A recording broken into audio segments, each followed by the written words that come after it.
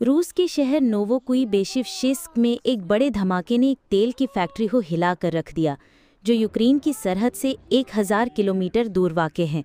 Kyiv हुकूमत का दावा है कि उसने ड्रोन्स के जरिए रूस में कई रिफाइनरियों, एक एयरफील्ड और एक इलेक्ट्रॉनिक्स प्लांट पर हमले किए। ये वाक़या यूक्रेन की तरफ से रूसी इंफ्रास्ट्रक्चर पर बढ़ते हुए हमलों की एक अहम मिसाल है। गुज़िश्ता रात यूक्रेनी ड्रोन्स ने न सिर्फ नोवोकुइबेशिवशिस्क की तेल फैक्ट्री, बल्कि रियाजान में ऑयल रिफाइनरी, वोरोनिश में स्टोरेज डिपो, पेंजा में इलेक्ट्रॉनिक्स फैक्ट्री और प्राइमोरोस्को अख्तार्स्क के फौजी एयर बेस को भी निशाना बनाया। इत्तलात के मुताबिक इन हमलों में कम से कम 3 अफराद हलाक हुए, जिनमें एक बुजुर्ग शख्स, एक खातून और एक सिक्योरिटी गार्ड शामिल हैं। रूस के मुताबिक इस रात भर में उसकी एयर डिफेंस ने 112 यूक्रेनी ड्रोन्स को मार गिराया, मगर कुछ ड्रोन्स अपने हदफ तक पहुंचने में कामयाब हो गए।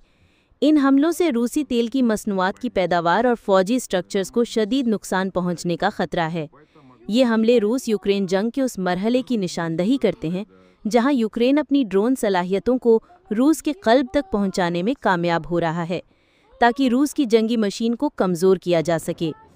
ऐसे हमले यूक्रेन के तवील फासले तक मार करने वाले हथियारों के इस्तेमाल में महारत और रूसी जोग्राफिया में कमज़ोरियों की निशानदही करते हैं। इसके साथ ही ये रूस को ये याद दिलाते हैं कि जंग की कीमत उसके अंदरूनी इलाकों तक भी पहुंच सकती है।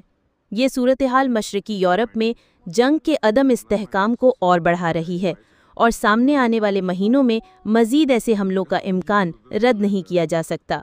स्टार हिंदी उर्दू सुनिए, अपनी ज़बान में पढ़िए। लाइक, कमेंट, सब्सक्राइब और शेयर कीजिए।